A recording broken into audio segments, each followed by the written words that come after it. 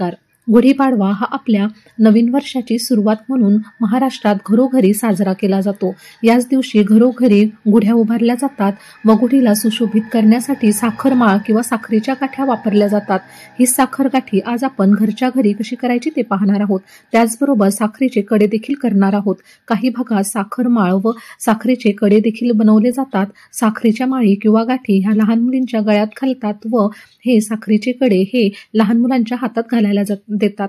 अशी बऱ्याच ठिकाणी प्रथा आहे. अगदी सोपी ही रेसिपी आहे, तरी शेवटपर्यंत नक्की पहा. इथे आपण साखर गाठी तयार करण्यासाठी पूर्वतयारी करून घेणार आहोत. त्यासाठी इथे आपल्याला छोट्या छोट्या वाट्या किंवा इथे मी कपकेकचे मोल्ड घेतले आहे. तुमच्याकडे कपकेकचे मोल्ड नसतील तर तुम्ही छोट्या वाट्या किंवा अगदी छोट्या प्लेट असतात त्या घेतल्या तरी काही हरकत नाही. अशा पद्धतीने इथे मी 6 हे कपकेकचे मोल्ड घेतले आहे व अगदी छोटीशी सेंटरला एक छोटीशी स्टीलची प्लेट घेतली आहे. आता हे सर्व मोल्ड इथे मी साजूक तूप लावून घेत आहे. अशा पद्धतीने साजूक तूप किंवा रिफाइंड ऑइल तुम्ही याला लावून घ्यायचं आहे, म्हणजे ज्यावेळेस आपण गाठी सेट करतो त्यावेळेस अगदी अलगद ही या मोल्डपासून किंवा प्लेटपासून सेपरेट होते. आता आपली ही सर्व तूप लावून प्रोसेस कंप्लीट झाली आहे. त्यानंतर इथे मी सुती एक दोरा घेतला आहे. आता हा दोरा स्वच्छ धुवून घेतला आहे व अगदी हलकासा ओलसर करून घेतला आहे. अशा पद्धतीने प्रत्येक मोल्डमध्ये हा दोरा खाली आपल्याला सेट करायचा आहे. दोरा हा ओला केल्यामुळे अगदी सेट राहतो, कुठे तरंगत नाही. त्यामुळे दोरा अवश्य ओला करून घ्या. आता आपल्याला साखरेचं कडं करण्यासाठी एक छोटं प्लेट लागणार आहे व अगदी छोटीशी वाटी घ्यायची आहे. आता या प्लेटला व वाटीला देखील आपण साजूक तूप लावून घेणार आहोत.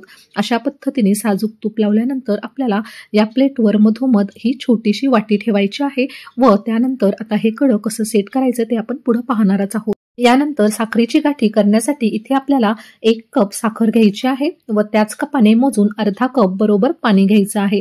आता साखरेत पाणी घातल्यानंतरच इथे मी गॅस सुरू केला आहे.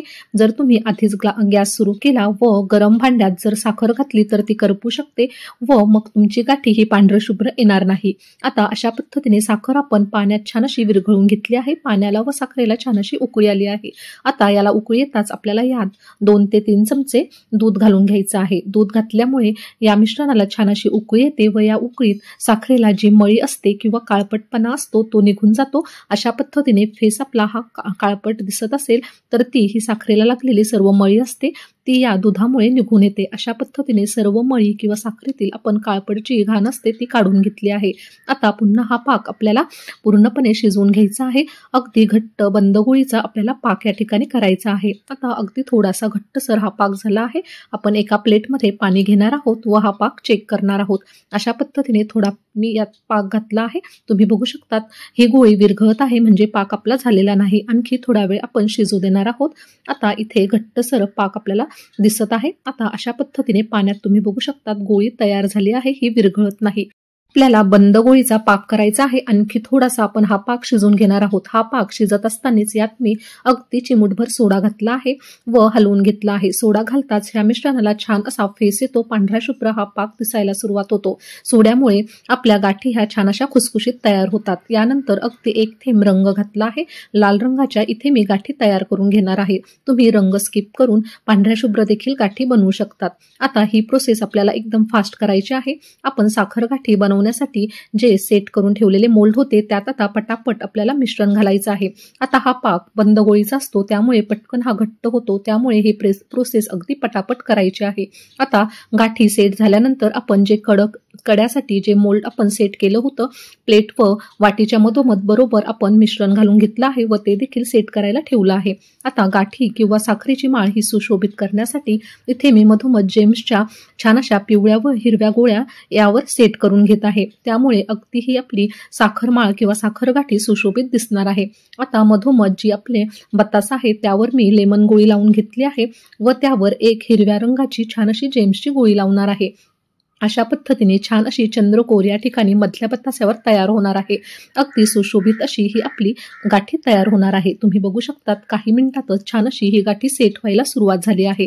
अवघ्या 10 ते 15 मिनिटात आपली ही गाठी छान अशी सेट होते. तुम्ही बघू शकतात हे आता ॲल्युमिनियमचे मोल्ड आहे ते थोडेसे वाकले जातात. अशा पद्धतीने थोडेसे वाकवून या पद्धतीने मी सर्व गाठी किंवा बतासे छान असे सेपरेट करून घेतले आहे. अशा पद्धतीने तुम्ही इथे बघू शकतात आपण या मोल्डमध्ये तयार केलेली ही गाठी अगदी छान अशी सहज त्या मोल्डपासून सेपरेट झाली आहे। आता सेंटरला जे आपण बतासा सेट केला होता तो स्टीलच्या प्लेटमध्ये केला होता। स्टीलच्या प्लेटमधील बतासा देखील कसा आपल्याला मोकळा करायचा तो देखील आपण पाहणार आहोत। आता या बताशाच्या सर्व कडा सुरीच्या साहाय्याने मोकळ्या करून घेतल्या आहे व अलगद सुरीने वर उचलला आहे। तुम्ही बघू शकतात हा देखील सेंटरचा बतासा अगदी छान असा डिमोल्ड झाला आहे।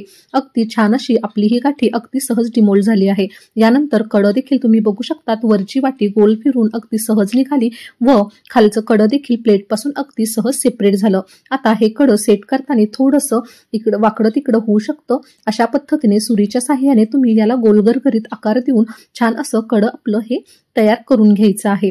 आता आपलं गाठी आणि कडे दोन्हीही छान असं तयार झालं आहे। तुम्ही इथे गाठी बघू शकतात अगदी छान असं लाल बुंद फुल असतं त्याप्रमाणेच छान अशी आपली ही गाठी तयार झाली आहे।